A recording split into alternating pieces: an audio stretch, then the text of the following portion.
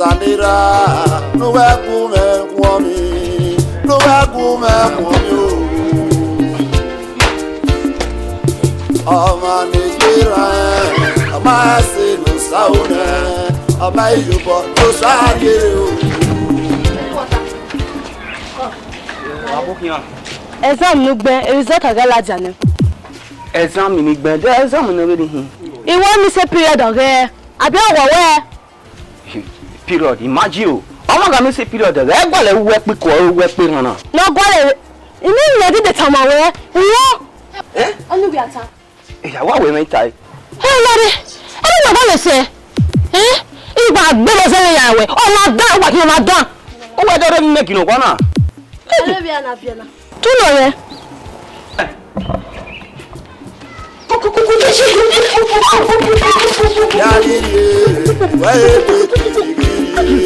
Ìwà èdè kẹ́nìrì wà ó máa ń lọ.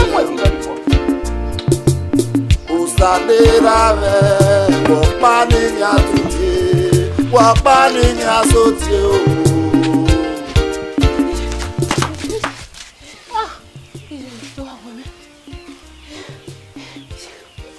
Lapade apa, rere magba. Meme gini ye vese. Ije, here gwe mi na, ni me dan mama. Uga mi oduma no be bedi. Ije. Wani yemi yawo. Ya 15 na ya dali monegi. E be ave mi kere so da ne ya mo na fo ayewe ko. Misi. Ise ti koko. Ami esa ki dan mama na imo ye gbere. Ma se no saune, abayobo to saye o. Ya giri, iwa ete kirigiri, iwa ete kirigiri wa o. Usanira ve, wapani nyatuke, wapani nyasotie o.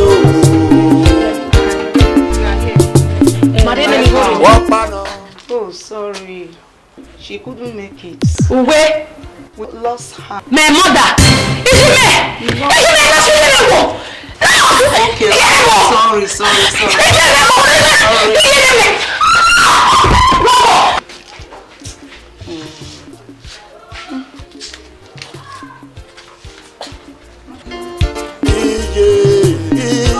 Na biara o lawo lora ni masini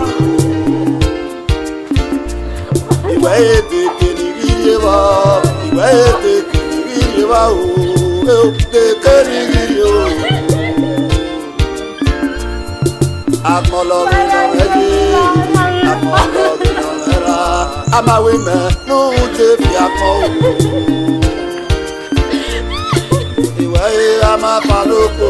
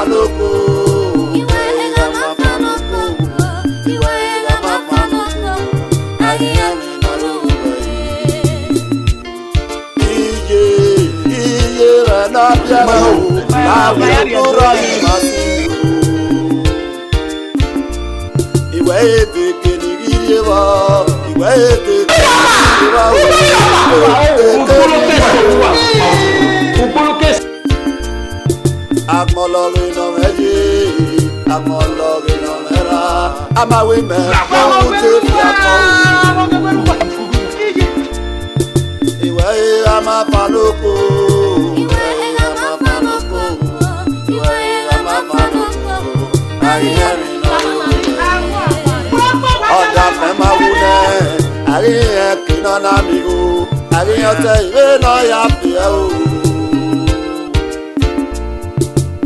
Wada me ma una o. Ariye kino na mi e. Do go na hin. O ri ma ti a tun. Nya wunya wa.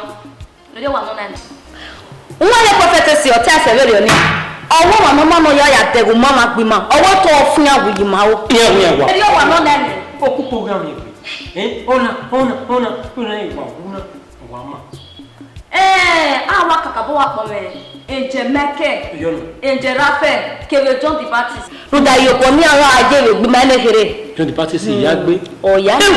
John the Baptist wa to immediately. Oh to yen to ne na se ni ke aye. Nada. Wa to pe. Wa wo ba gbe. To go na. Me ala wa. O ke ni ri wa la na. Iwi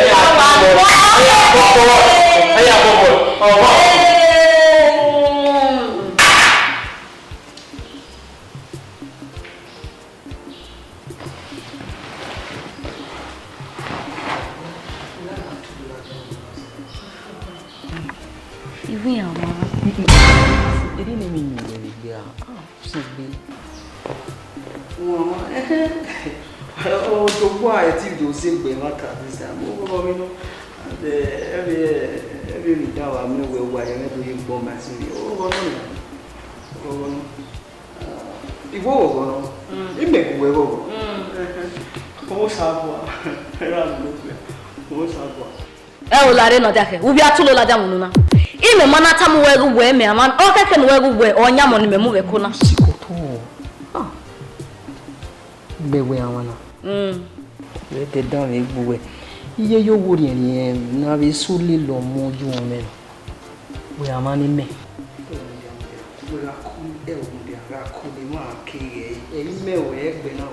Owo kiri me. O be do ayo mi me.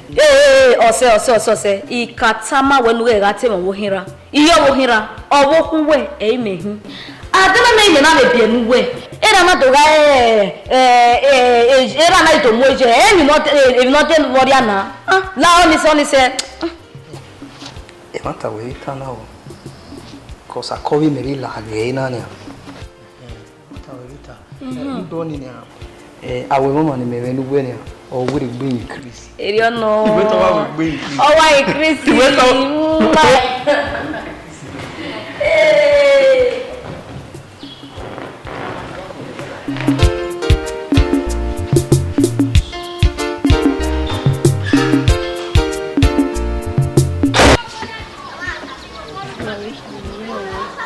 Iya boy de na bone.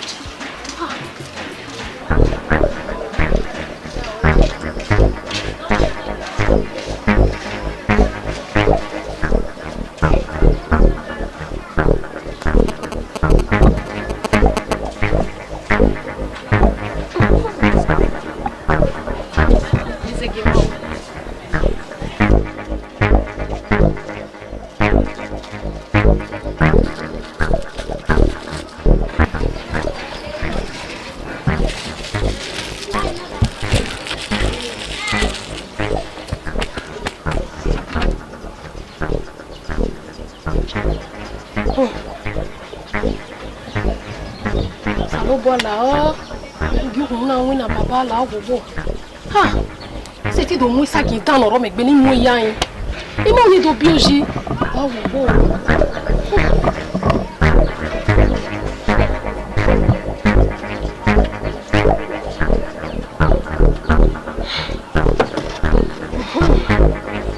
ah j'ai oui ga moi ya lo fait pour 30 minutes.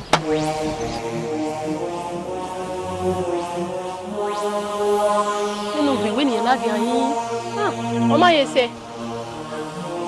Vraiment. Ah! Mais j'ai. Habite en Wina. Je suis en Wina. Ah! Mais j'ai. Ah! Ah! Ah!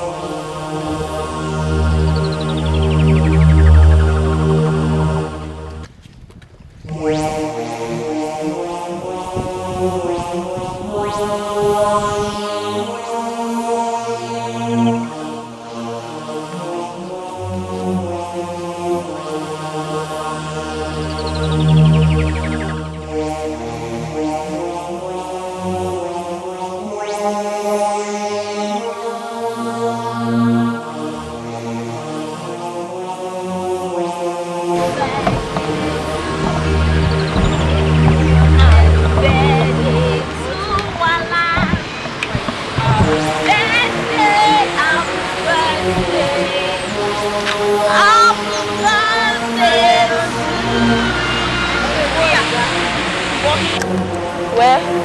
How are we going to celebrate the birthday now? Your man, okay, guys, we are going to that Barbie. Why not? What are you waiting for now?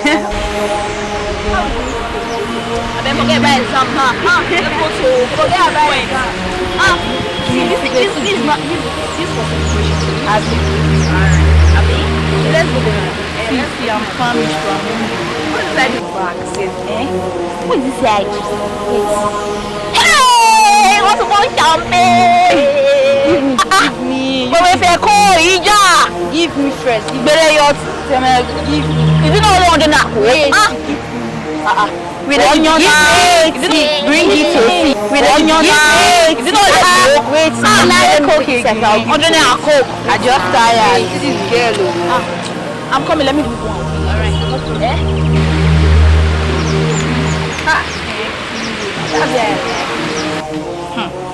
Hey, friend indeed. Where? No one finishes. It's okay, it's okay. It's okay, it's okay. I'm not your friend. No, thank you. Just coke. Ordinary coke. Good. Not fair. What's the matter with you? Even you. Wait.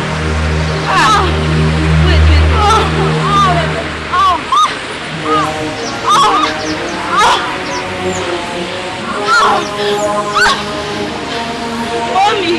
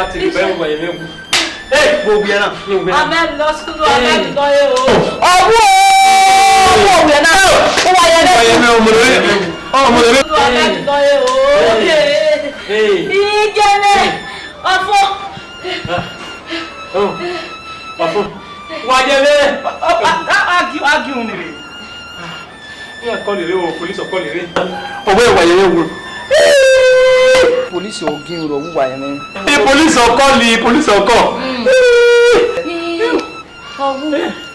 Why, you know, why, you mean? Why, you Obi ye no ko gba ile mi a gun kan na. Me da ke no me o lo me. Eh, there okay ni mi o so na ati. Oh my God. Na get o ise me se. O papa mi to yi.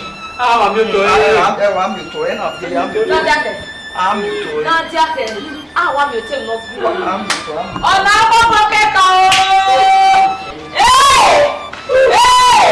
Gbogbo ayé mẹ́wu. Mẹ́rin. Papa am mi to yi, am mi to yi. Lẹ́nu ẹ̀ òbí ẹgbẹ́. Wọ́n lọ wá sùn náà. Ní gbèsè ìbí ẹ, àbí ìgbéré mẹ́fò. Gbogbo ayé mẹ́wu nẹ̀ ẹ̀rù náà mẹ́wẹ̀. Mo sọ yín kí dọ̀là sán. Ní mẹ́mí ẹ̀ náà lè bí ẹ, ọ̀rọ̀ ìfẹ́ bà, ọwọ́ mi kúkú. Lọ́dọ̀ mú yàgbà yẹrẹ lọ́wọ́ pàyọ̀ tọ́rẹ̀. Wọ́n ti ń wà yẹrẹ ọmọ yẹrẹ yunifásitì. Àbí ìgbéré mẹ́fò. Yíṣe ọmọ náà kú wà yẹrẹ. Ọmọ náà kú wà yẹrẹ.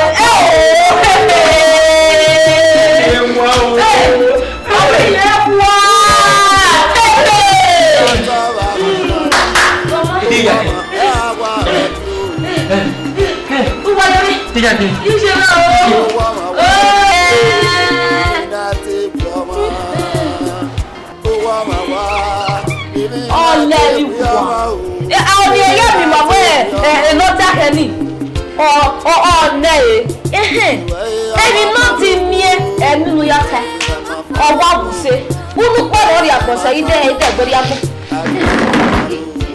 Iye ó wáyé lẹ́wù ó wáyé lẹ́wù. Sẹ̀wẹ́sẹ̀ o, àwọn ṣe. Sẹ̀wẹ́sẹ̀. Ètò ẹ̀ náà ẹ̀mí àárẹ̀ jẹ́ ẹnu wẹ̀. Ọ̀sẹ̀ náà ọ̀sẹ̀ mi, ọ̀sẹ̀ máa hìn. Ọ̀sẹ̀ mi. We are 1 million to one more now. Oh, I you what? Oh, I like can't. Yeah, why I have me cool. Ah, go me no. Oh, boy, me want to see them. No. I didn't know. You make it down. It was my why it's on me, you can't shake it. Why did you not see me? Not see me, but I'll tell you what's in the go to me. Ina yari bank ina ya withdraw eh. Ide ya u. We ni abo wa kenyi. We wa ma o. We na yime wa ya this to we. Awe tu we me re so me are set nesi. Ma re set win na ni. Wesi babo se mahina. Me ya o se wesi. Wa mu se. Ah, brother bo here. Wa ko. Koyo. We are here. Wa to. Understand. Just that information should be hit in the Shamba. So, what we so that's the main reason why we are here. You understand? Oh, no. I do this share now. You understand? So, you understand? So, but for your information, man do this share now. You understand? I do more capital make. But that we mean now, it's all me woman. You go man lema. It's all my woman. I mean, it's all you man. They man I bank man. They still they do it too. Maybe to one to my. But now we go. You go man lema. Mata wanta. I said, where the fuck is the money? Who are we to marry my dokwa? You go lema. Where the hell is the money? You go lema. Mama, you go lema. Oh, what's up?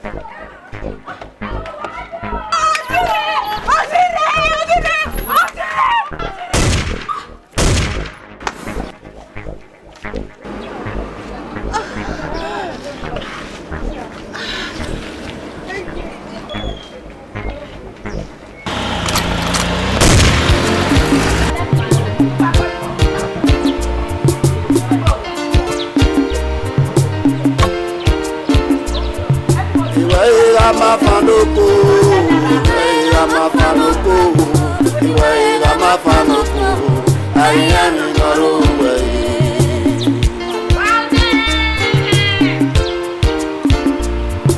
Iwaye Amanafanoko.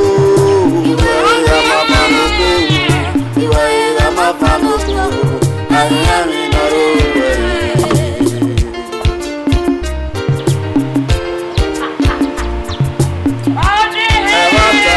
Amalawa arena boy, Amalawa arena boy. Muda, Gulova, Wala, Iko pela Euke, Elukwa, Aweno yake, Ukwa.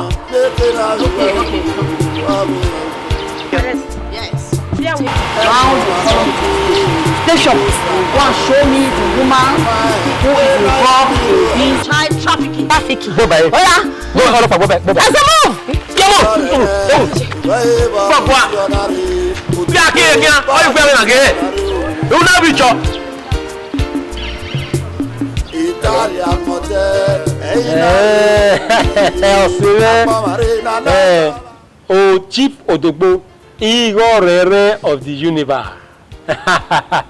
Èmi ayé na la eno yawe ya tiwe oyimi ori custody owa retire mama ofu egbe o ya retire yin na We na we ko mi na e ba ni no da hehe wa je a umete Yakubu we ya ji o mama we wati oni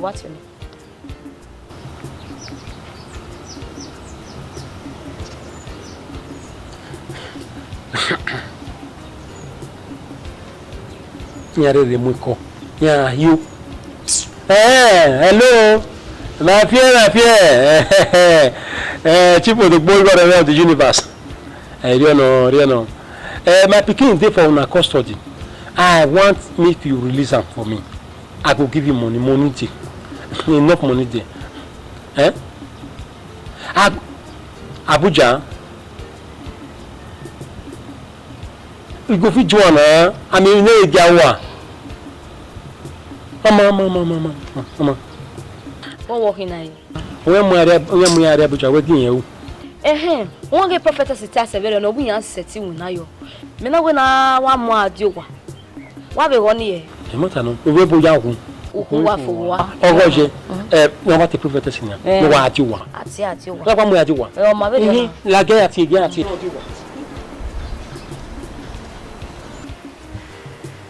Prophetess abokan. Obo yan prophetess. Wa bo wa. Ọ̀gbẹ́ni ke kan wà. Izekewe. O jamais to bo me atina.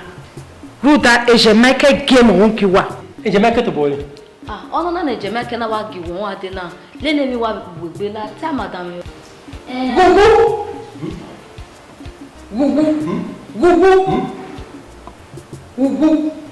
Gugu. Olega wo wa. Prophetess. O me no mi no diake. O la pa wa mo orega. O la pa mo e. O mo e la owo. Ibege ya ne. O jamais to bo me atina, o ge keke.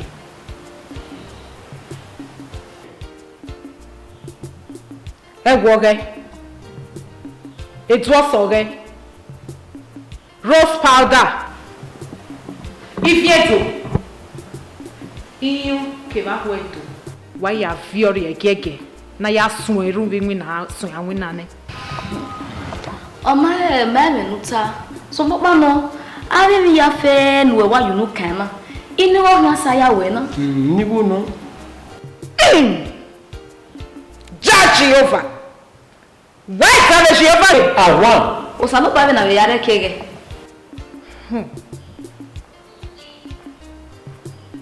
O maru dawe, wa yare 200,000 re.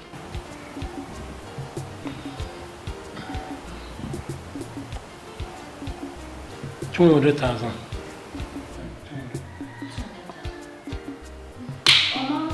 When ma. Imagine go niga ese. Ruta mi kan gbedege na. La wo u ya nu gese. Ruta na ye 200,000 ya we. Ni bu kire na. La. No reagir. Ya kami trabalho no banco, ali banco. Ya withdraw ni tole tanana. Ayo. Lao. Gese.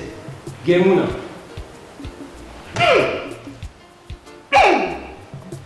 Chia! Ya. What's up?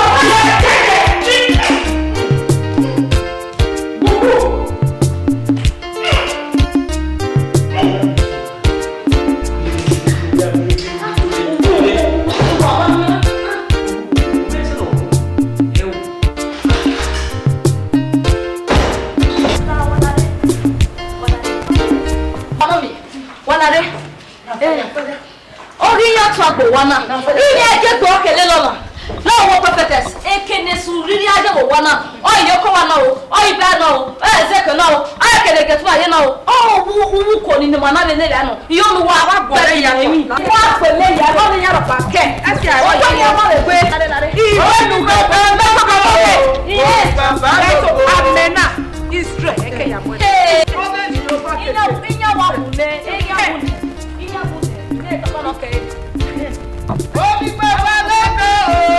baba logo. Hosanna, oli baba logo. Hey, ana de no prophetess. Age pa. O pa pa wo.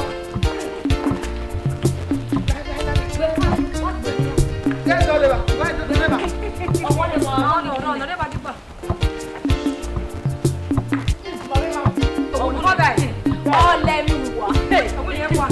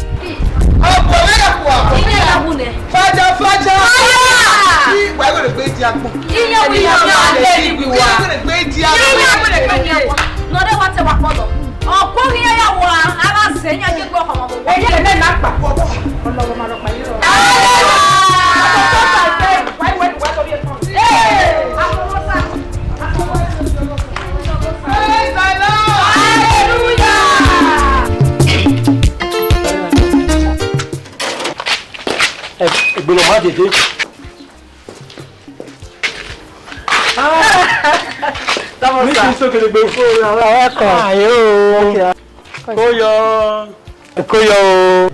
Enya ni nya imwese. Ah, wese. Igo iri beterio. Obie oriere. Iri go na we ya yawo. Na go mana we. Wota. Gunu obe. No kiamu. Ayo. Utai. Eno. Eno go. Abo wa. Kiamu. Uga ya me yunu. Ono we. O. We kama wena.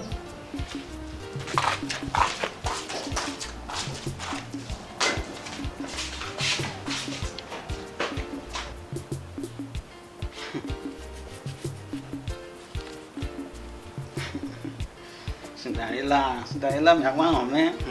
My Cinderella, me, you for me.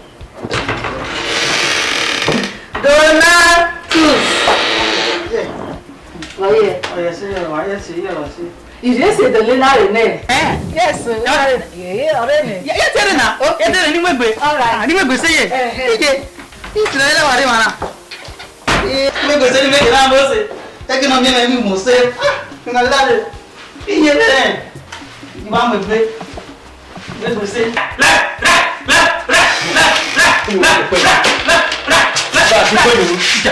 One, two. Say na. It's my daddy go. It means well. It's your daddy go. Say na me ba lo. It's my daddy man are. La ki ma de. Ba me ba na. Am I back? So you have my little wedding. Sela. Don't want you to marry. Is that the marry? A boy, my banner. In my back. Sela. Don't want you to marry. You have to marry. You have to marry. A boy, my back. Getting a reagi. Who is going to so, you call your code. Even when he are more. I can't get along. I have to get a woman to get to give them.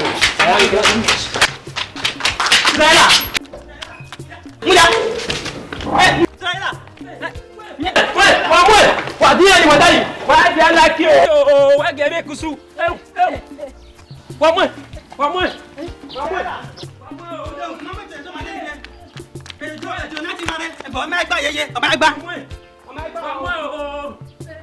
What I get like it.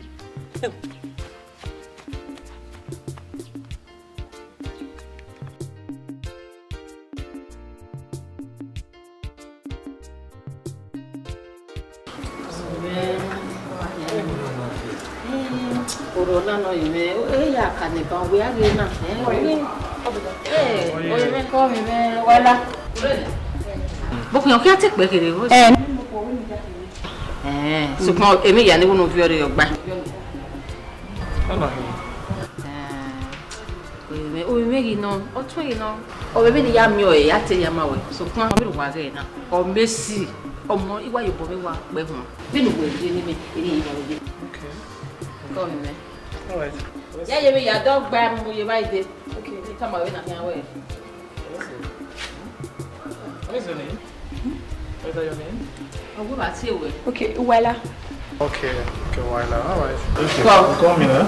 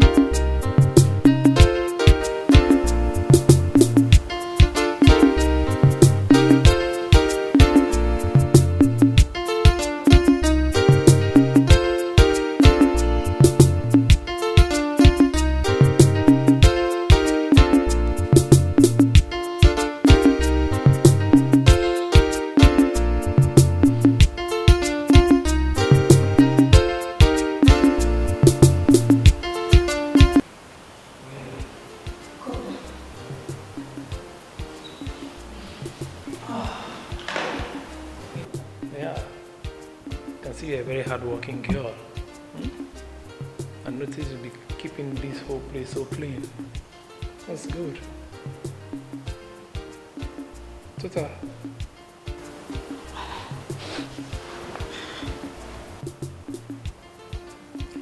you want to notice where I was away do out for the boyfriend where we. Brother, you mean boyfriend? Oh, sorry. Oh, that for where were we? But I mean modo. Seriously? Oh, you're a big girl now, you're a very pretty girl, you're that. Or to be Hanoa? Oh, brother. Okay, I understand. Go. Oh, wait. Eh? But Okay, I know. I think I like you so much. where's the brother?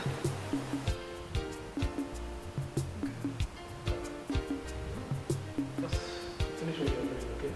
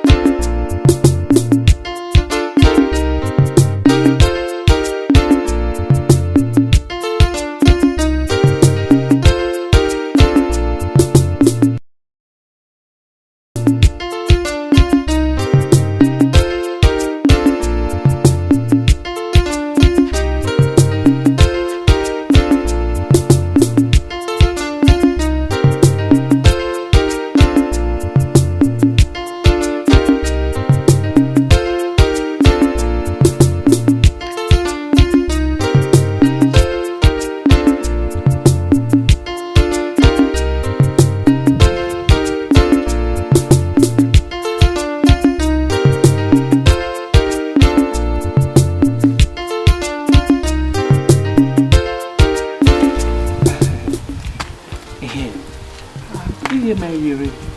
How we have 7 years now. What's keeping her? Where worry, bro? Abi, we like you in my barona. Oh, come on. Yeah, we are. You're not doing bad at all.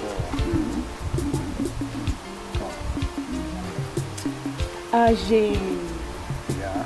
Oh, come on, where? Wow. Guess what? Oh, yeah. My warning, you know, I've taken appeal of this judgment. Don't worry, one of my lawyer friends, asked him so that we'll go through a lot about that thing. But show me just trust me. I'm an international lawyer.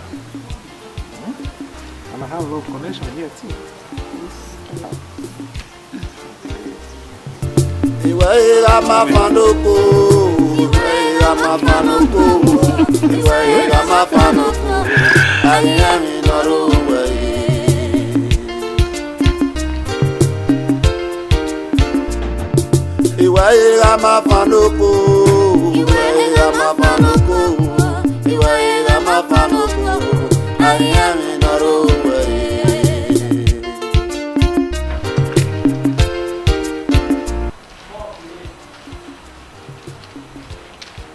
Hey, young lady, you are under arrest. Arrest. Jay, you your boy. Jay, young lady, get up. Oh yeah, Lele, who's up? You don't go to the border police, but Jay. Come on, Jay. I saw you do your go. In my house, I'm a shawo. What for? Yes, madam. Your daughter's attention is needed in the police station. For what? When you get it, you understand. Hello, Mom. What's going on here? Hey, go on, woman. Make a look at over your now. The man on the way, while you can arrest. I am on the arrest. When she gets there, you will understand. Who are you? I'm a policeman. Can I see your ID card?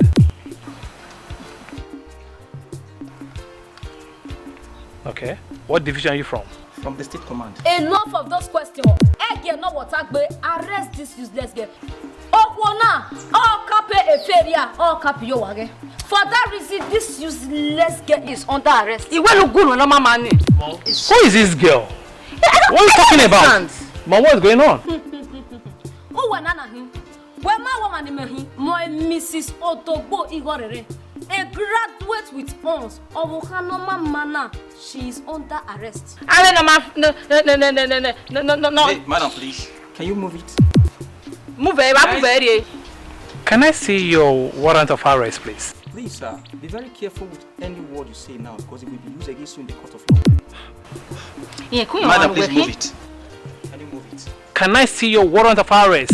Warrant. I've already shown you my identity. What is all those questions for? Please. Anyway, don't worry. I'll see you in court. Let's go. Let's go to the station. Come on, let's go. Let's go.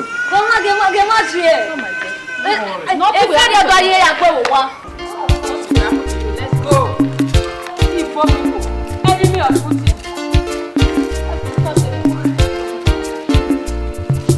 Ehimwenmaofficial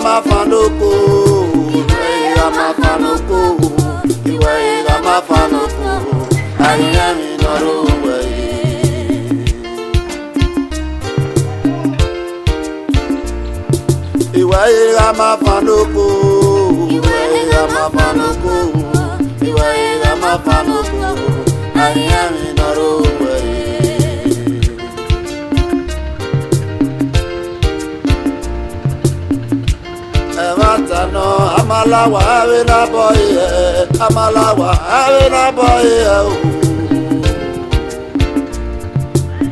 Iko pena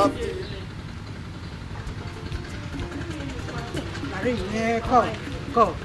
Like Gualoma, Igualoma, you do what? Or my tongue, or my attack with Oyemwe. Okay, I know they come about. No, they Canada. Go, now we as you won't win. Well, I live one. Well, I may walk one of our near our friends in one day. You know what, shiny, I put up with the shiny. Ekita. No, ya la venya nani. Ila go pona. Ido mi wa lo kwa. Ido mi ekita no ti sha yo ha go. Ekita be gun. O wa ti sha yo ha. We se mi. We se. Oh.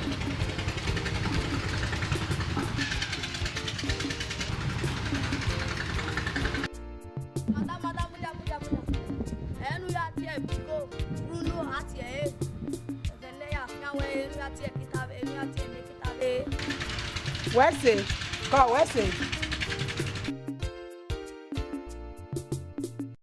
Nurse. Yes, you're welcome. Oh, where's it? La, ini go gina na here. Ko. Omo wa ki ogan bazi we ze mo yi we na. It's 7,000 naira. Go and pay it to the cashier. Okay, cashier. Yes. Okay. Thank you very much. How we been we na giri nurse ya yi. O ti ma gbe. What's it? I'm only doing my job. Thank you for your compliments. Thank you very much. Oh.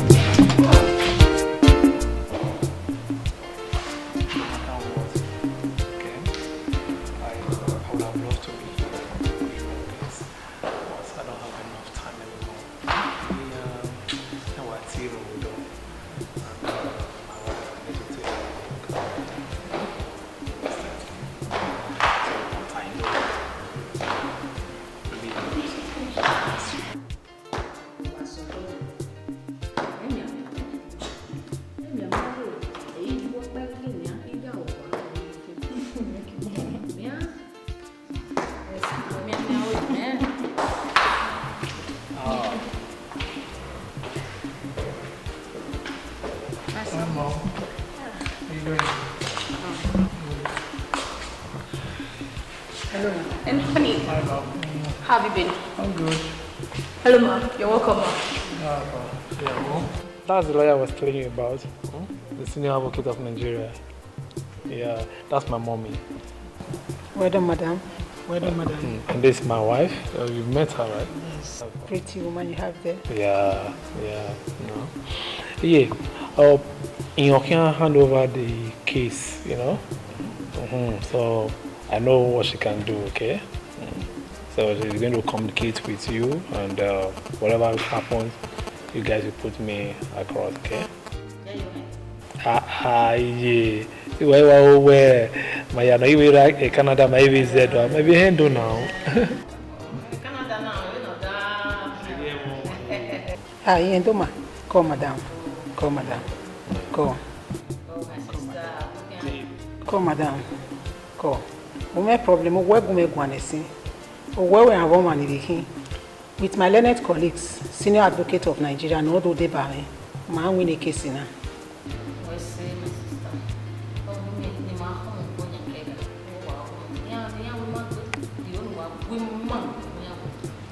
When?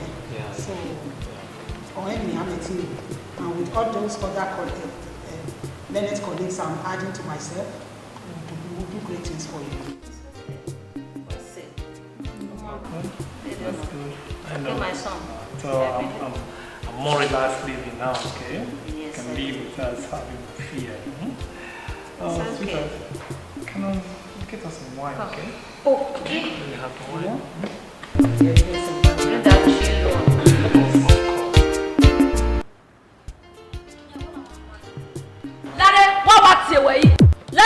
Mana, I'm many mercy when I am one. I be any megba over Yaran. Women no yare kege. Women are pau. Never a pau, where met it? Imani ve where, Gumetamawe, Ugi Ruenwe, Ruda, Eminoma Gioma Ban or Boma. Who have a family? I just went by your Tony, who went by your Tony. Irene, I find Menes senior advocate of Nigeria, Amudiane. Then it's a Ryokan where a cash madam gas. Oma. Akia, you are blessed individual. Ige, Ibu. Me hopeless individual. That is who you are. Only men graduate with us. I want to borrow cash madam. A cash madam oga. Okay, man, I like to walk here. You mean Rapau? Who gave me Rapau? Who gave me Rapau? I find a Momudiane. Ubalo Kaka fine. Mene senior advocate of Nigeria, Mudiane, Arane, Togekian Fuwe. Guy, hopeless individual that you are. Cash Madame Ogas. Ehimwenma, Uba Yoton, Ara Yoton, a very tired Meno, senior advocate of Nigeria, Ora Yoton, Erioka Gaji. Come on, let's marry.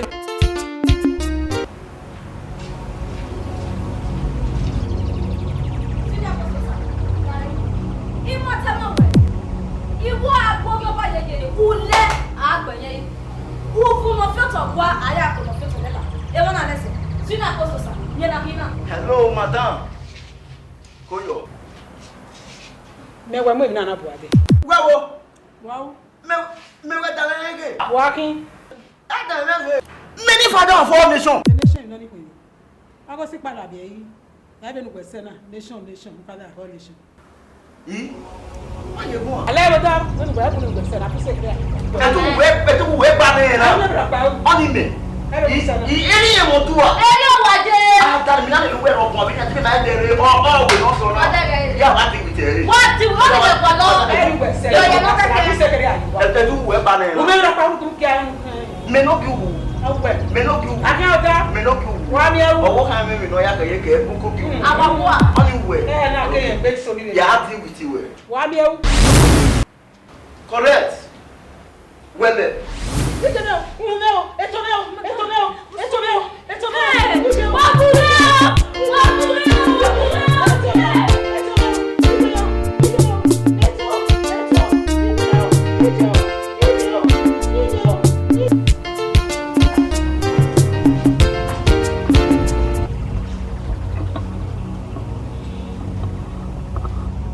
Akasa wo sa no nyusi. Obafa. Uda wati wa mugbe na. Abogi we jemi. Emi na. Ana woni bubu ade e ba mi no magba konkan. Why here na? Obi ne. Mami oge do ko na.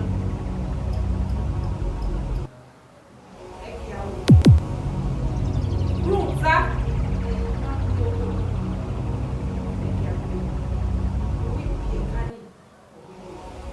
O lare o. Ene we gun ala te amunu na. Oni be. Uwe. O ohun bi e kana o ma gi agbe. Iwo ni gi mu no why e. Imaja nu e, iwo nu ya wu na me na mu go nu.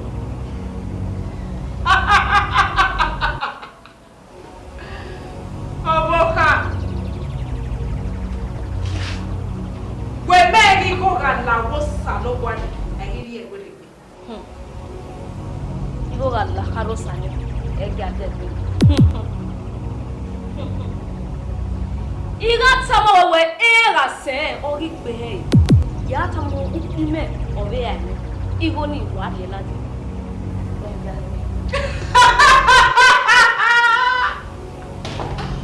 Oboka. Iwo no bigo ni me.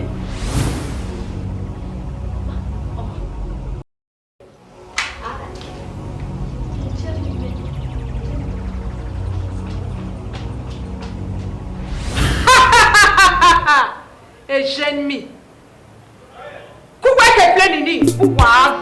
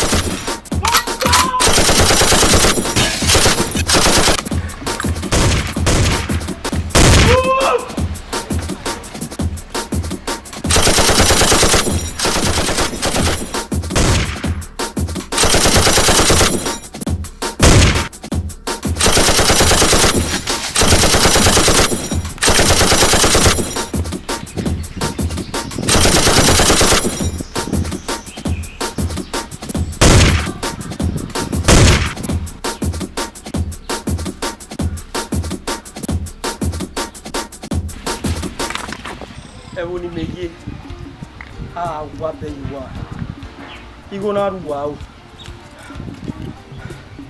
Why I be you one now? Why are you good? Men of money are there. Men of money give you ground in home. I see a bomber. What have you gonna buy?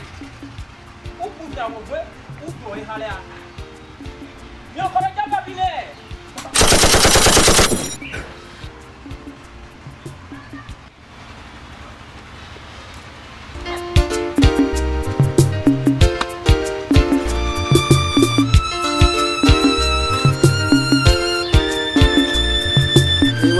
Amanafanoko, Amanafanoko, Amanafanoko, I am in Norway.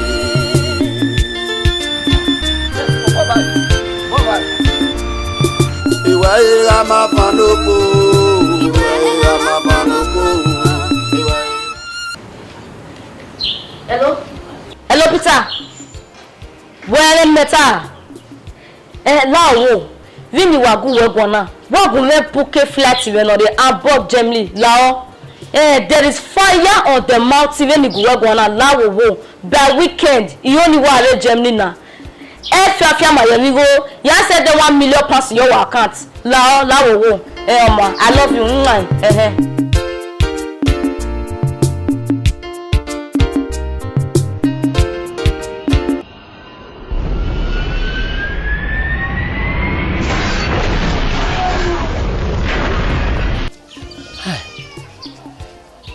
Iri agbonji.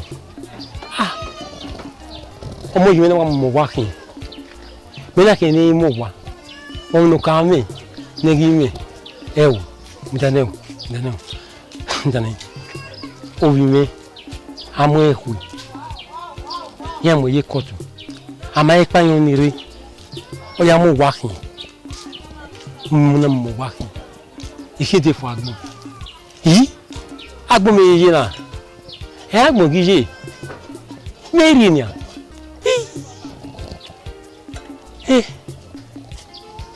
Chief Odogbo, Igor Renner of the universe. Chief Odogbo, Igor Renner of the universe. Me wana hina. Agwa. Kode. Ya agwa le moribo. Kode. Me kamiti ma mewe. Me no kame. Ze kwano wa. Ime ibe mewe. Ime yuwe ka lu ya. Igo ye me ya fe. Obi ni emu go ye banki. Ni abu go yo wa. Ime ki to ka mu me. Obi ye cash madam.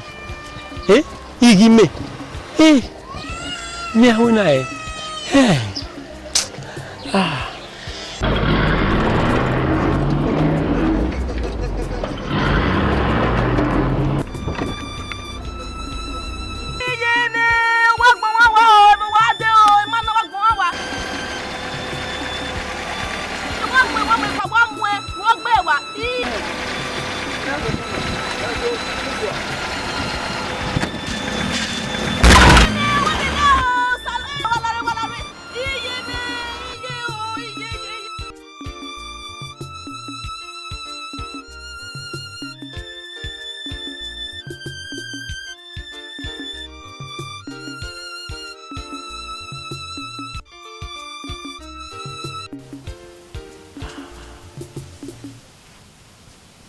Imagina aí.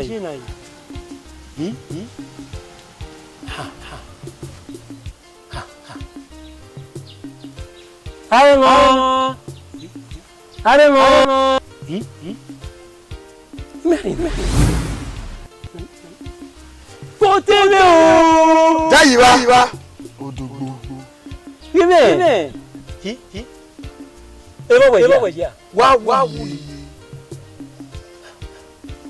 Okay, wa gbon. Oyibi.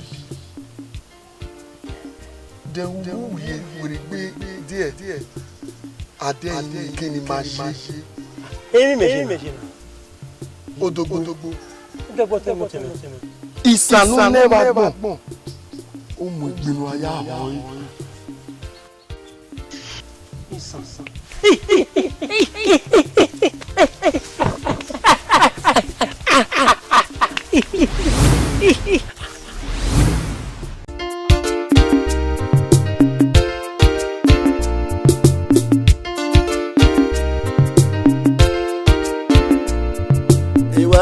Amanafanoko, Amanafanoko, Amanafanoko, Ehimwenma.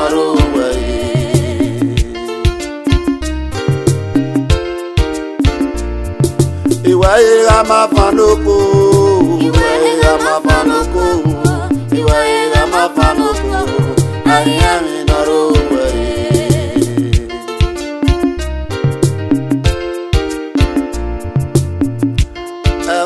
No, Amalawa, Avena boy, Amalawa, Avena boy.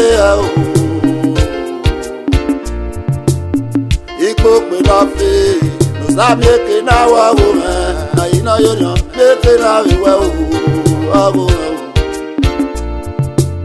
I'm your man of fee, who will stop my USC, who my, when I am able.